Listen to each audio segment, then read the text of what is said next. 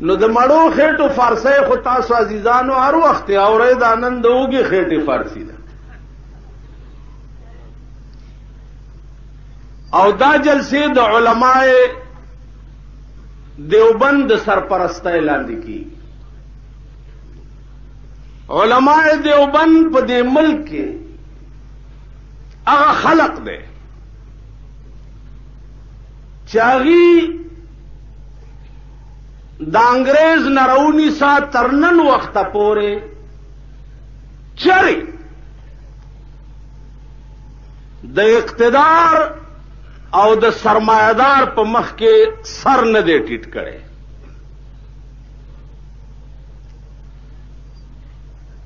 او دا یاد لرئ چې ملا ویل هم مغه چاته پکار دي چې د چا سر د اقتدار او د سرمایدار په مخ کې ټیټ نه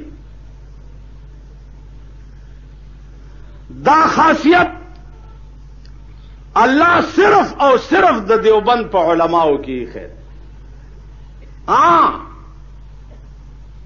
بعضې باندې به د دیوبند ناموي او هغه کې به څه کمزوری هم وي خو د دې داسې مثال دی لکه دیوبند کې یو طالب نه چا کېړی پټې کړې نو مولانا مدني ته طالبانو وی چې د طالب پلانی نه کېړی پټې کړې وی بچیا دې ته طالب مو آیا چا چې کېړی پټې کړي یا طالب نه دا غلو د طالب په شکل کې راغلی و غل او د طالب په شکل کې راغلی و نو کېړی پټې کړې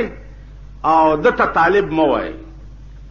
نو هغه مولا ته دیوبندی ویلم ګناه ده چې کوم مولا د اقتدار او د سرمایهدارو په مخ کې همیشه نینے چینے کیږي او ورته ټوکرای ټوکرای کیږي هغه ته مولا ویلم ګناه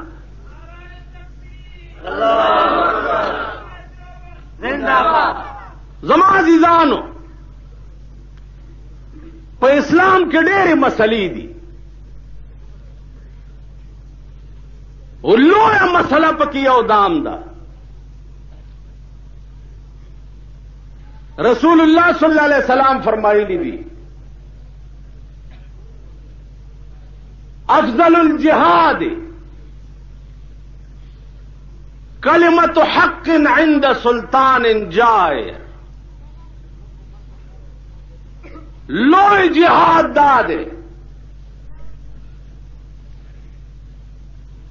چې هغه یو حق کلمه او یو حق خبره د یو جابر حکمران په مخ کې وي د یو زورور په مخ کې یو حق خبره کول دا لوی جهاد عزیزانو غریبو ته خو مونږه هر وخت حق وایي غریبو ته خو مونږ هر وخت حق وایي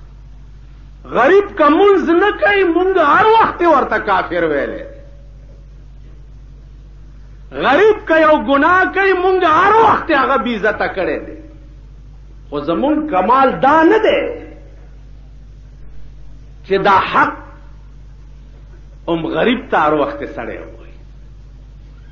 یا غریب جماعت ته رانشي نو مونږ یې بې عزته کوو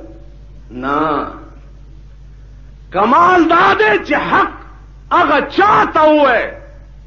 چې د چا د طرف نه دی په دې دندان د والو تصور وي چې دغه ته خبره کول او زما دا غاښونه به ماتوي حق هغه چا ته ووایي تاسو به مونږ د پاره ځان نه سرفراز خان مجسټریټ نه دي جوړول پکار مجسټریټان ډېري خو داسې کوڅه ډب مجسټریټ ما چېرته نه و لیدلی لکه دا کوڅه ډب چې د چارې په زورور ځای نه و ورغلی چارې د چارې په روجه کې په ډین او ګرین او جان او رایل په دې هوټلونو په روجه کې نه و ورغلی د آړت منډهای چې دی په دې منډو چرې نه ورغلی خو دلته به راغی دې بازارونو کې دا دلته د سبزی والا یو ورځ وی هلکه دې دوو ټوکرو کې د الوګان ولې ایښي دا اوس څه خبره وه هغه ورته خو یو ټوکری کې زیاده نه دوو کې مې اچولي وی ورکه 200 روپۍ کینې ویې خیجوئ جیب ته هغه وی دوو ټوکرو خیجه کینې ورکه 200 روپۍ